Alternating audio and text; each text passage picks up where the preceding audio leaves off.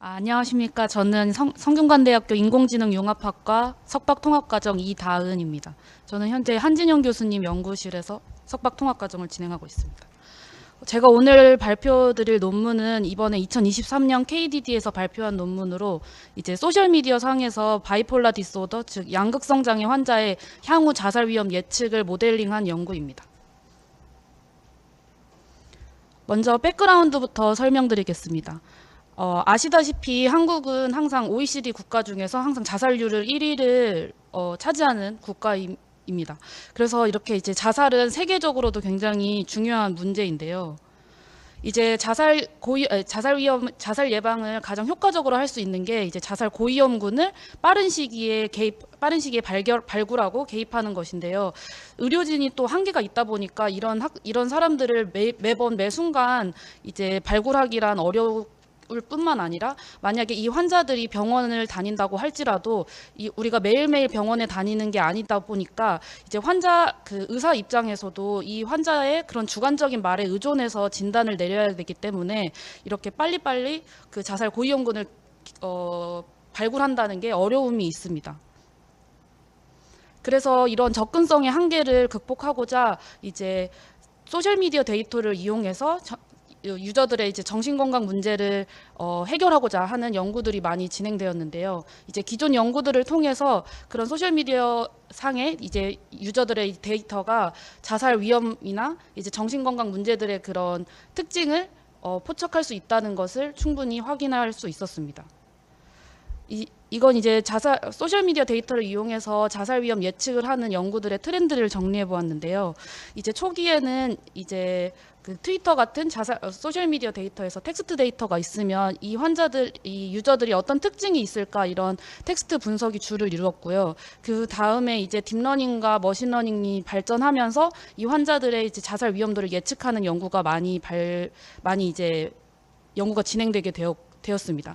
그런데 이제 그 다음부터는 이제 단순히 이 환자들이 자살 위험도가 있다 없다로 하기에는 어떤 사람한테 먼저 더 우선적으로 개입을 해야 되는지 하는 어려움이 있었기 때문에 그 이후로는 자살 위험의 단계를 나눠서 더 빨리 이제 개입을 해야 하는 고위험군을 예측하는 연구가 주를 이루게 되었고요. 그러다 보니까 어떤 사람이 더 고위험군이냐를 발견하기 위해서는 이 사람이 이제 단순히 하나의 포스트만 보는 것이 아니라 롱텀으로 이 사람이 템포럴하게 어떤 특징을 가지고 있는지 확인해야 하기 때문에 이제 템포럴한 특징을 포착하는 연구가 진행되게 되었습니다.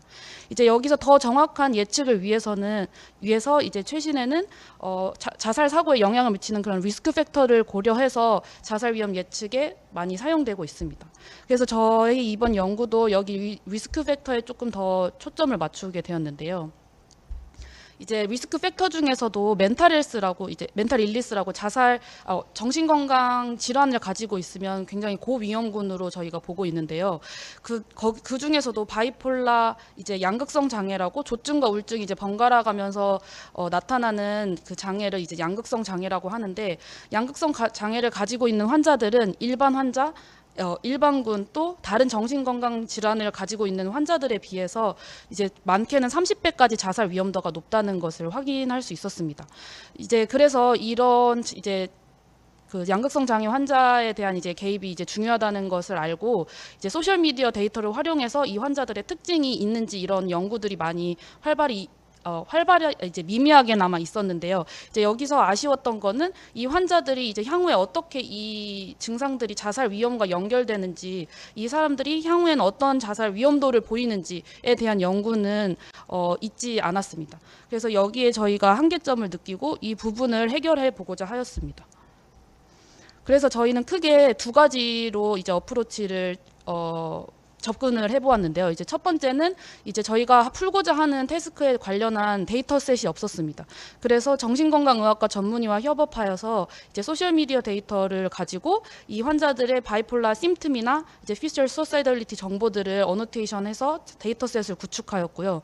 그리고 이제 향후 자살 위험도를 예측하기 위해서 이 환자들의 그 포스트를 보고 각 포스트별로 바이폴라 심틈이 어떤 심틈이 있는지, 그리고 향후에 자살 위험도가 어떻게 나타나게 될지에 대한 멀티태스크 러닝 모델을 구축하게 되었습니다. 데이터셋부터 자세히 설명드리면 먼저 저희는 유명한 소셜미디어인 레딧이라는 플랫폼에서 바이폴라와 자살과 관련된 데이터셋을 수집하였고요. 이제 총 4명의 이제 어노테이터들이 정신건강의학과의 그 가이드라인에 맞춰서 어노테이션을 진행하였습니다. 구체적으로 어노테이션은 크게 3가지를 진행하였는데요. 먼저 첫 번째로는 이 환자가 바이폴라 디스오더가 있는지를 이제 예측하였는데, 이건 이제 바이폴라 그 소셜미디어 유저들의 그 텍스트 기반으로 내가 이제 바이폴라 진단을 받았다, 그리고 특히 이제 어떤 타입의 바이폴라를 진단받았다를 기준으로 어노테이션을 진행했고요. 그리고 이 유저들을 중심으로 총 8가지의 바이폴라 심틈을 이제 포스트를 기반으로 두드러지는 바이폴라 심틈을 이제 어노테이션을 진행했고, 이제 각 포스트별로 이 환자가 어느 정도의 수사이덜리티를 가지고 있는지 저희가 4단계로 나눠서 어노테이션을 진행하게 되었습니다. 그래서 총 이제 이 표는 이제 저희가 어노테이션 하고 이제 결과를 나타낸 표인데, 이제 QR 코드를 확인해 보시면 저희가 이제 인증을 받으시거나 이제 심사를 통과해서 그 데이터를 사용하실 수 있도록 그 시스템을 구축해 놓았습니다. 그래서 관심 있으시면 확인해 보시면 좋을 것 같습니다. 그리고 이제 이 데이터셋이 얼마나 이제 이밸리에이션을 한번 이제 진행을 해보았는데요. 밸리데이트는 한지 확인해 보기 위해서. 그래서 이제 삼성 메디컬 센터의 이제 정신건강의학과 전문의 2분과 함께 해서 이 데이터셋이 얼마나 이제 합치도가 있는지 확인했을 때 그 릴라이어블한 결과가 나왔고요. 이제 다른 이제 여타 유명한 자살과 바이폴라 관련된 데이터셋과 비교했을 때 저희 데이터가 이제 향후 이제 소사이덜리티를 확인할 수 있고, 또 이제 바이폴라 심튼, 그리고 이제 퍼블리클리 어베일러블하게 제공했다는 점, 그리고 엑스퍼트 밸리데이션까지 진행했다는 점에서 장점이 있는 것을 확인하였습니다. 그 다음은 이제 저희가 제안한 그 Future Suicidality Prediction 모델을 설명드리겠습니다.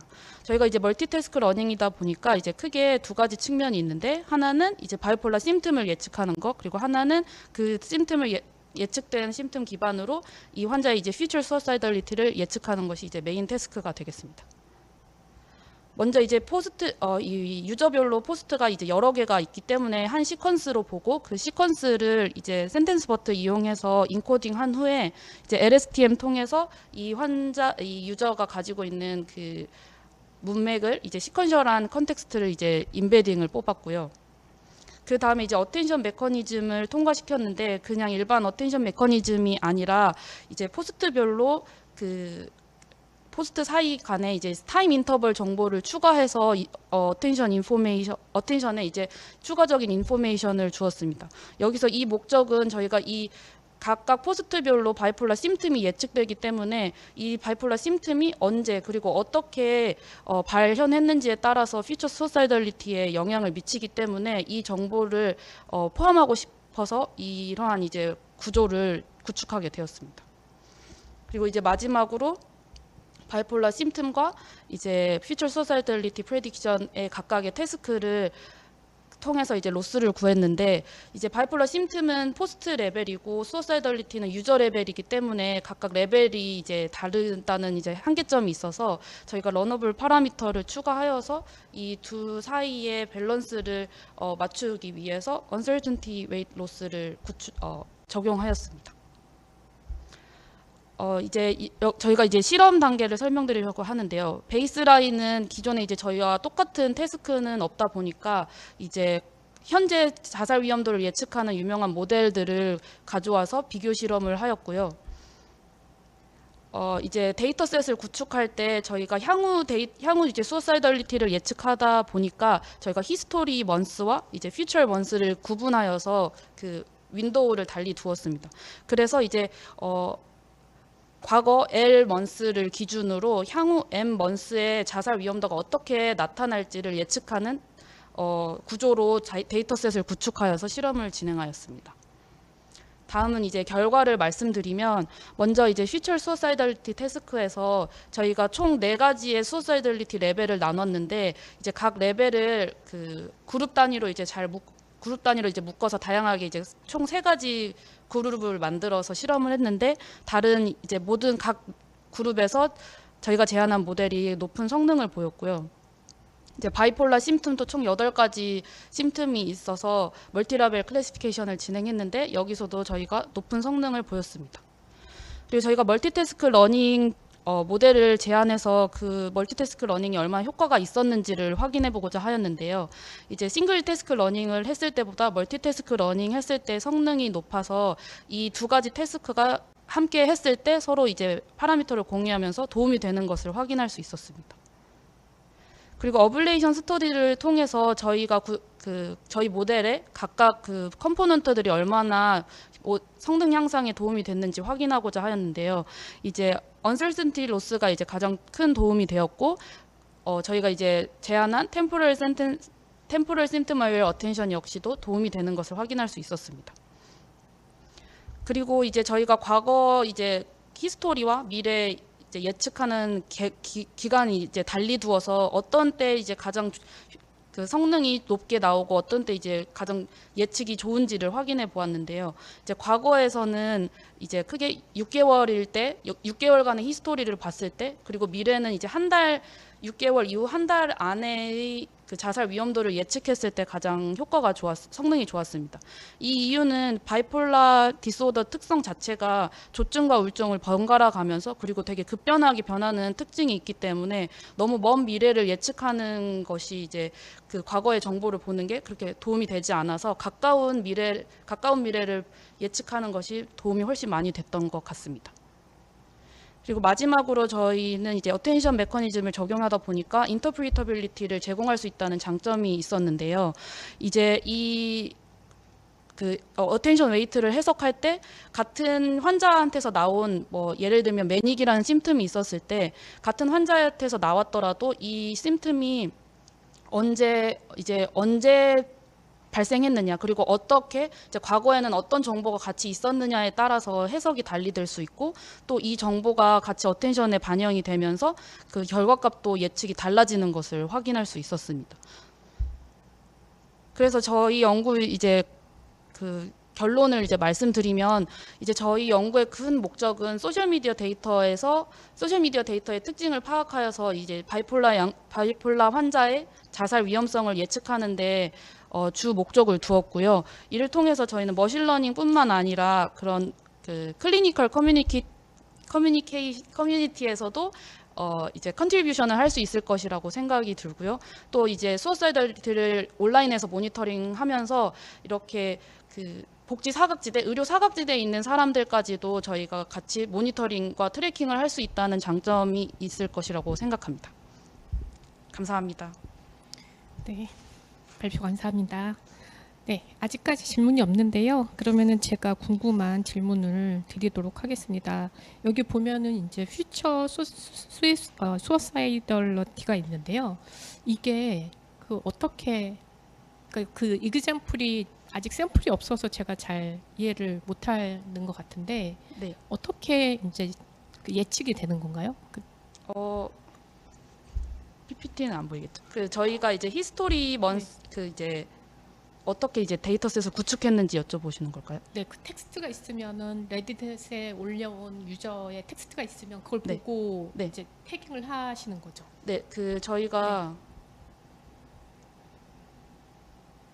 어노테이션을 할 때는 이제 각 포스트별로 이 사람이 어떻게 이제 수사이드 리스크가 있는지를 예측해서, 그러면 이 사람이 이제 일렬로 그 사람의 타임라인이 있으면은 앞에 쓴 것을 이제 히스토리로 보고 그 뒤에 있는 정보를 이제 퓨처로 저희가 이제 두고 앞에 정보만 이용해서 뒤에 어떤 수사이드 리스크가 나올지 그것을 예측하였습니다.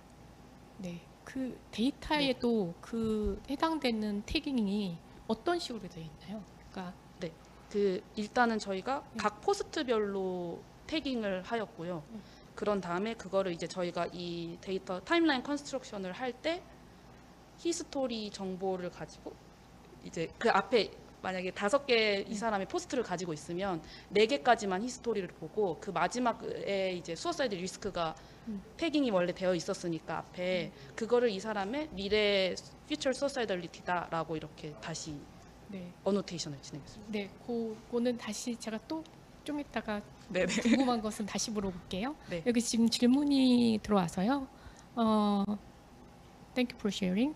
I wonder how you design the temporal symptom-aware attention mechanism to determine which symptoms are the most influential through a sequence of 미리 posts. 어떤 심텀이 가장 좀 영향을 미쳤는가, 그것을 결정하기 위해서 어떻게 설계를 했는가라는 질문인 것 같습니다. 그 이제 그거는 인터프리터빌리티랑 좀 상관이 있을 것 같은데, 저희는 이제 그 중점을 두고 어떤 애가 더 영향을 많이 미쳤다 이렇게는 하지 않고요. 이제 그거를 이제 알아서 이 모델이 학습할 수 있게 이제 러너블 파라미터를 준 거고요.